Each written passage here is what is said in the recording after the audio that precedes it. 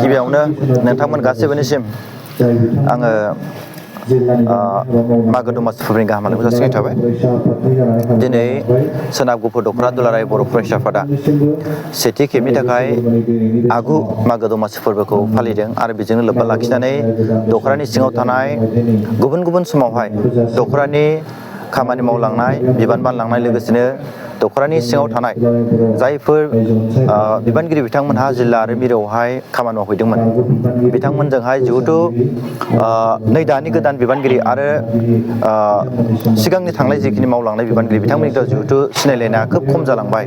बिनि थाखाय गोदान गोजाम बिबानगिरिफोरखौ खनसे सिनायलायनानै लोगोसे मागो दमासि मुङै बोथिसे मोखां नायलायलाय ओंखाम जानायनि मोनसे हाबाफारि बिथांमोनहा लादों। आङो बिथांमोननिसिम जोबोद गोजोननायखौ जासिदों। बिथांमोनहा बे हाबाफारिखौ लानायनि गेजेरजोंहाय जोंनि दख'रा आफादनि सिङाव थानाय गुबुन गुबुन बिबानगिरिफोरखौ नै दानि गोदान बिबानगिरिफ्रा सिनायनो हागोन आरो दानि गोदान बिबानगिरिफोरखौबो बारग'लांनाय गोजाम बिबानगिरिफ्रा सिनायनो हागोन। जाहोनावहाय जोंनि दख'रा आफादनि सिङाव जोङो खामानि मावनायफ्रा खोब एसेबाबो खाबु गोनांसिन जागोन जों बेखौ नुदों। आरो मोनसे थाखोमानाय जे एजेन्डा बे हाबाफारिखौ लानायनि बेनो जाहैबाय माब्लाबा जोङो बिबानफोर लानानै खामानि मावनायावहाय सम सम जोङो मा जायो जोंनि मानसिनि गेजेरावबो जोङो गाज्रि मोनलायनाय जायो। जाहोनाव बे गाज्रि मोनलायनाया मालाबा इन्डिभिजुवेल जानो थाङो। दा बेवहाय जोङो नुदों जे जोंनि माखासे बारग'लांनाय जि दैदेनगिरिफोर बिथांमोनजों जोंनि जि उन जोलैनि जि दैदेनगिरिफोर बा मावथिफोर बिथांमोननि गेजेरावहाय कमिउनिकेसना मालाबा माखासे जाहोननि थाखाय गोजान जालांदों। बै गेपिंखौ जोङो खम खालामनो थाखाय जिहेथु दुलाराय बर' फरायसा आफादा बुंदों जे बुहुमनि बर'फोर खौसे जा होमबा जोङो गिदिरथार खामानिखौ मावनो हायाब्लाबो जोंनि एटलिस्ट जोंनि दख'रानि सिङाव थानाय जोङो बयखौबो जों जुदि खौसे लानानै खामानिखौ मावनो हायोब्ला जों सानो जे बेनो दुलाराय बर' माहारि दानायाव बा दुलाराय बर' माहारिखौ खौसे खालामनायाव बे सिबिं गरसेनि समानबाबो निस्सय अबदान होगोन। बे थांखिखौनो लानानै दख'रा आफादा जोंखौ लानानै सावरायलायनायनि गेजेरजों बे हाबाफारिखौ लानाय जादों। आरो मोनसे बाथ्रानि बेबो जे सम मा जादों जोंनि माखासे बारग'लांनाय दैदेनगिरिफ्रा आरो बिथांमोना खैफोदाव गोग्लैना थायो, बेमार आजार जाना थायो। जाहोनाव नैबे गोदान बिबानगिरिफ्रा मोनथियो बिथांमोना रुंसारि जानानै थांनायनि उनावबो जों बिथांमोनखौ खबरबो मोनला, जों बिबारबो बावहैनो मोना।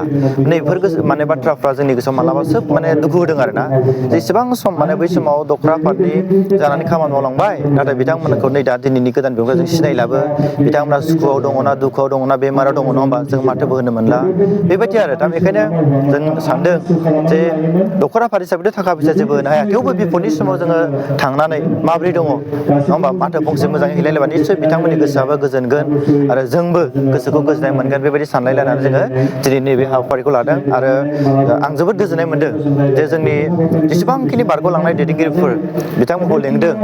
बुंनो थाङोब्ला फ्राय 95% फैफ्रामजोबदों। जास्ट सानैसोफ्रा गुबुन खामानि थानायखायल' फैनो हायाखै, बाखि गासिबो नुजाफैजोबदों आरो।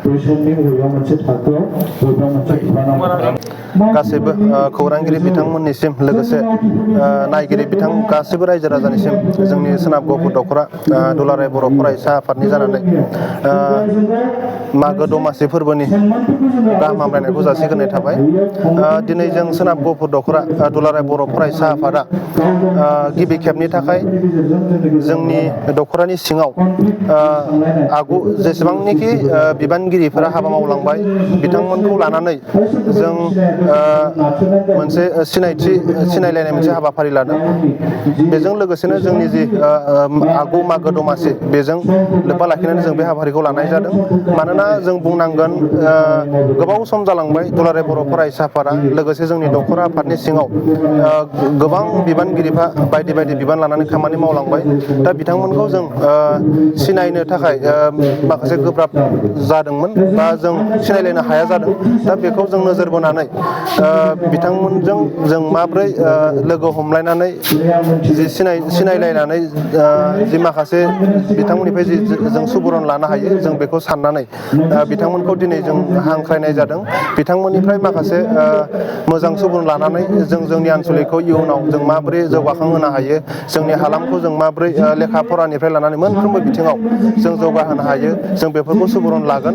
दा बे हाबाफारिखौ जों दिनै खुंनानै जोबोद गोजोननाय मोनदों मानोना बेबायदि हाबाफारिया जोंनि दख'रायाव गिबि खेबनि थाखाय जादों दा जों दख'रा आफाद हिसाबै खोब गोजोननाय मोनदों जे बिथांमोना जे दिनै फैनानै जोंनि दख'रा आफादाव जोबोद माखासे आगुनि जि बाथ्राफोरखौ बुंफोरबाय दा फैबाय थानाय समाव माबोरै जानांगौ बेफोरखौ बुंफोरबाय दा बेखौ लानानै जों जोबोद गोजोननाय मोनदों आरो इयुनाव जि खामानि मावलांनो मोजाङै हागोन बेखौ जों मिजिंथिदों बेखायनो जोंनि बेस लेभेला बिराद स्ट्रं जानांगौ गाहाय ग्रासरुट लेभेलनि जेब्ला वर्कार बिसोर स्ट्रं जानांगौ आरो क'अपारेसन खालामनांगौ आरो जिखुनु प्रकारै मदद होलायनांगौ आरो दा बेखायनो आं मोजां मोनदों दिनै बे गोदान मागोआव जोंखौबो लेंहरनानै सिनाखि जानायजों लोगोसे फंनैसो एडभाइस होनो थांनायाव दा बेखौनो बुंगोन गोजान जों जिथु गोबाव जों गेप्स जाना थाबाय गोजाननिफ्राय गोजान जालांबाय